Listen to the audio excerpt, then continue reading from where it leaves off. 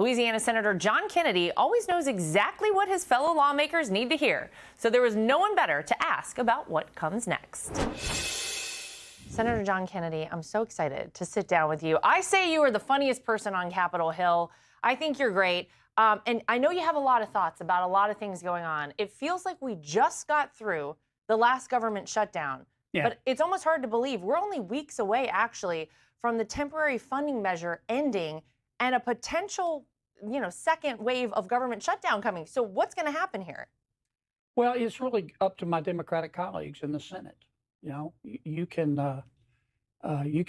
lead a person to Congress, but you can't make him think. If the Democrats want to shut it down again, it would be a huge mistake for them. It would be horrible for the American people. But, on the last one, Laura, I voted 14 times to open up government, and they voted 14 times to keep it shut down. And somehow, with a straight face, tried to blame it on us. Finally, they agreed to open it up. Well, it's important to put it in context. We had 9% inflation a few years ago. That inflation didn't originate in a bat. It was man-made, and that man's name was Joe Biden. Now, President Trump and the Republicans in Congress and the Federal Reserve have gotten that inflation down from 9% to 3%. So things are much, much, much better. But we may be better, but we're not well, and there's more we can do. We can reduce the cost of health care. We know what to do. We have bills already to lower the cost of housing. Or we have over 200 changes to our tax code that will stimulate the economy and increase wages. The problem as it always is, in the Senate, Democrats won't vote for it. So the alternative is to do what we did when we passed one big, beautiful bill. Under what's called reconciliation, we don't need any Democratic support. Well, there is no free lunch. You know that. Anything free, somebody had to work for. And my Democratic friends leave that out. They believe in free everything. Free health care, free education, free money, free sex, free kittens, free everything. But there is nothing free in this world. And America is great because we understood that. The American people have figured all this out, Laura. They have. And I'm very confident about the midterms, which is going to go work and talk to the American people. They're plenty smart. They'll figure all this out. Welcome back, guys. This interview feels like a classic John Kennedy movement, direct, sharp, and clearly designed to draw lines between how he sees Republicans and Democrats right now. From the very start, you can tell he wants viewers to believe that Washington is once again playing with fire, especially when it comes to the risk of a government shutdown. He frames the issue in very simple terms. He says he voted to keep the government open, while Democrats voted to keep it closed. Whether people fully agree or not, his message is clear and easy to understand. He wants the public to see shutdowns not as accidents but as political choices, and he places responsibility squarely on his opponents.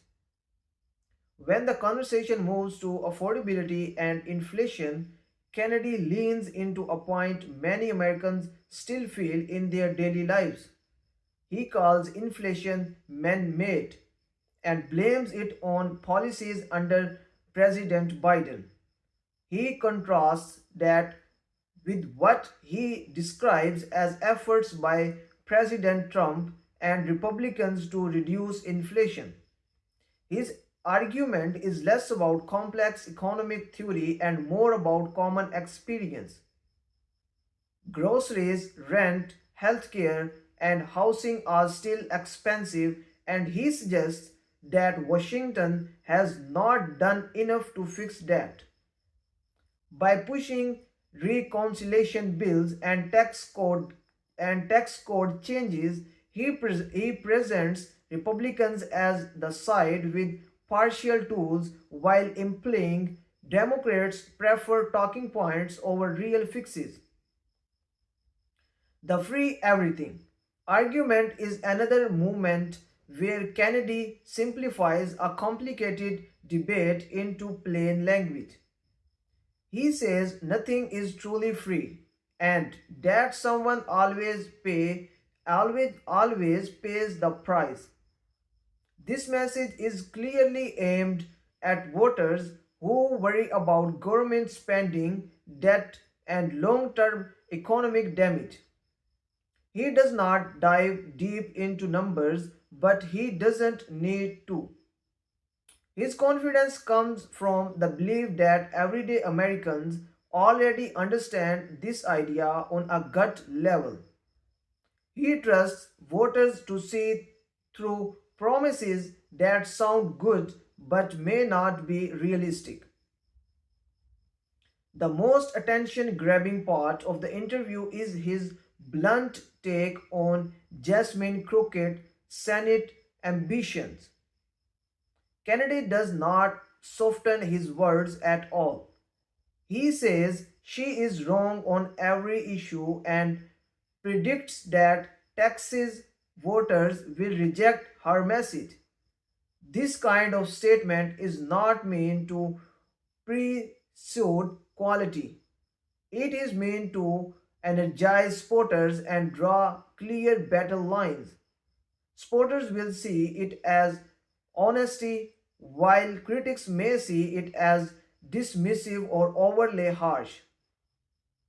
Either way, it reflects today's political climate where strong language often gets more attention than careful nuance.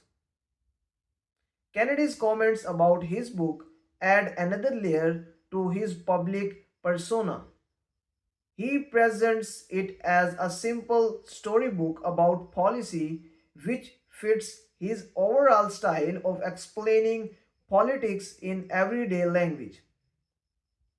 His claim that Washington is worse on the inside than it looks from the outside will resonate with people who already distrust the system. By confusing on common sense and personal problems, he suggests that the real issue is not just laws or budgets, but the people making decisions. This reinforces his image as an outsider voice, even though he has been part of Washington for years. On immigration, Kennedy returns to a law and order message that has long been central to Republican talking points. He defends Operation Cthulhu Crunch as a targeted effort against gang members and human smugglers, not against illegal immigrants. He repeats a simple phrase: legal immigration is legal, illegal immigration is illegal. This repetition is intentional. It turns a complex policy issue into a clear moral and illegal distinction.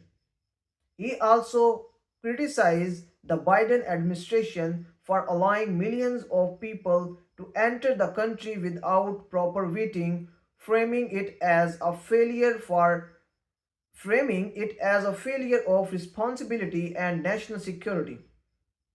Throughout the interview, Kennedy's style never really changed. He speaks plainly, avoids technical language, and relies on confidence and certainty. For supporters, this makes him sound honest and relatable. For critics, it can sound overly simplistic or even dismissive of deeper complexities. But there is no doubt that he knows exactly who he is speaking to and what message he wants them to hear. What stands out most is how the interview reflects the broader state of American politics. There is very little middle ground. Issues like shutdowns, inflation, healthcare, immigration, and Senate races are all framed as clear right versus wrong choices. Kennedy is not trying to build bridges here.